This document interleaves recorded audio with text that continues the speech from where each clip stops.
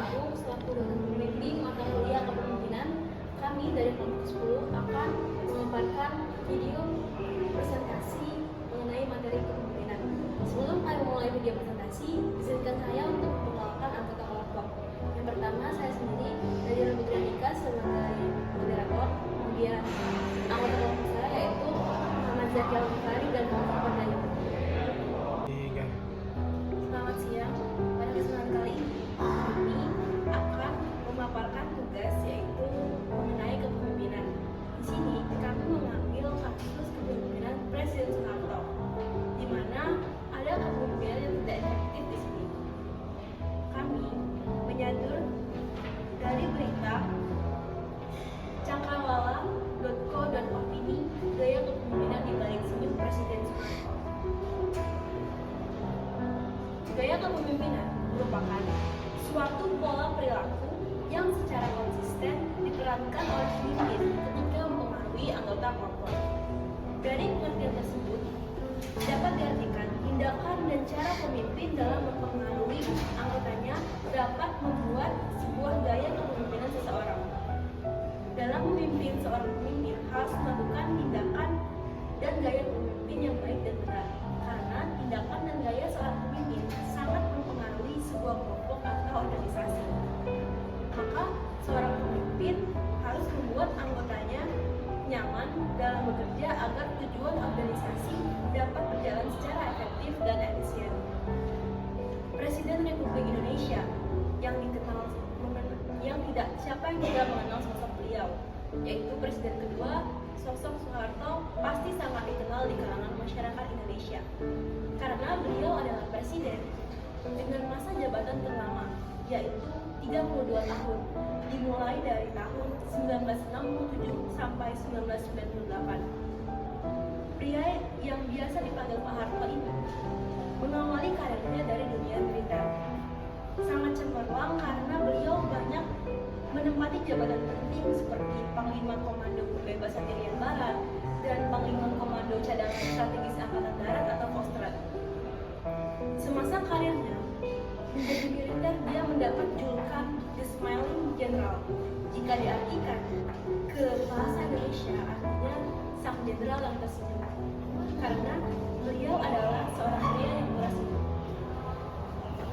Sebagai seorang pemimpin, Soeharto berharap tegas, menggagas, dan melaksanakan pembangunan dengan terencana. Maka dia juga dijuluki sebagai Bapak Pembangunan Indonesia. Pada masa kepemimpinan Soeharto atau rezim Orde Baru, dia menerapkan pemerintahan yang pusat dan otokritik atau disebut dengan pemerintahan otoriter. Gaya otoriter adalah sebuah kepemimpinan di mana seseorang memiliki tanggung jawab atas tujuan, keputusan, dan jalur strategis menuju kesuksesan. Dalam pelaksanaannya, otoriter memaksakan patuhan mutlak kepada bawahannya, di mana pada pemerintahan Presiden Soeharto memberikan peran dominan dalam pemerintahannya kepada militer yang juga termasuk dalam praktik otoritarian. Salah satu contoh dari gaya kepemimpinan otoriter adalah kebijakan Budi Fungsi ABRI, yang mana dalam kebijakan ini diberikan kesempatan untuk berperan dalam bidang luar tugasnya seperti bidang politik. Selama masa jabatan Presiden Soeharto, beliau memudahkan demokrasi di Indonesia dengan alasan kepentingan keamanan dalam negeri dengan adanya batasan partai politik, penerapan sanksi, dan penanganan lawan politik. 3. Pada rezim Orde Baru, sebagian besar kursi lembaga perwakilan rakyat diberikan kepada militer. Dan pada ajang pemilihan umum, pegawai negeri sipil atau PNS, serta para prajurit Angkatan Bersenjata Republik Indonesia hanya mempunyai satu pilihan partai politik yang berkuasa, yaitu golongan karya. Dari hal tersebut, dapat dipastikan bahwa Presiden Soeharto memiliki gaya kepemimpinan yang otoriter. Walaupun otoriter kedengarannya buruk, tapi gaya kepemimpinan ini juga mempunyai kelebihan, seperti kemudahan dalam pengambilan keputusan, sifat pemimpin yang tegas, pemberian sanksi yang adil, dan pemerintahannya yang mudah diawasi. Orde Baru tidak hanya punya sisi negatif,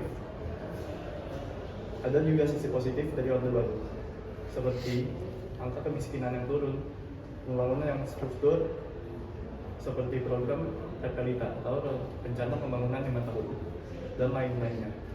Begitulah kepemimpinan Presiden Soeharto yang mempunyai banyak pro dan kontra. Dalam gaya kepemimpinan Soeharto, dapat kita ambil sisi positif dari gaya kepemimpinannya, juga keberhasilannya dalam memimpin Indonesia. Pada masa kepemimpinan Presiden Soeharto, gaya kepemimpinan yang ia terapkan yaitu otoriter merupakan gaya kepemimpinan yang tidak efektif pada masa akhir-akhir jabatannya karena beliau cenderung menyalahgunakan jabatannya sehingga rakyat dibungkam dan tidak bebas dalam pers, dan juga rakyat tidak bebas dalam mengungkapkan pendapatnya. Hal ini tidak sesuai dengan negara demokrasi.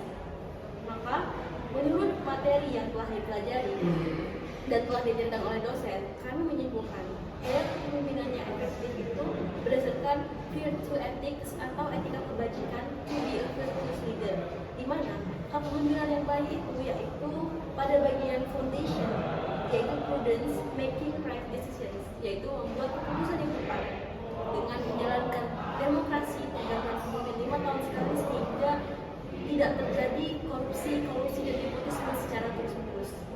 Baiklah Bapak, sekian pemaparan materi dari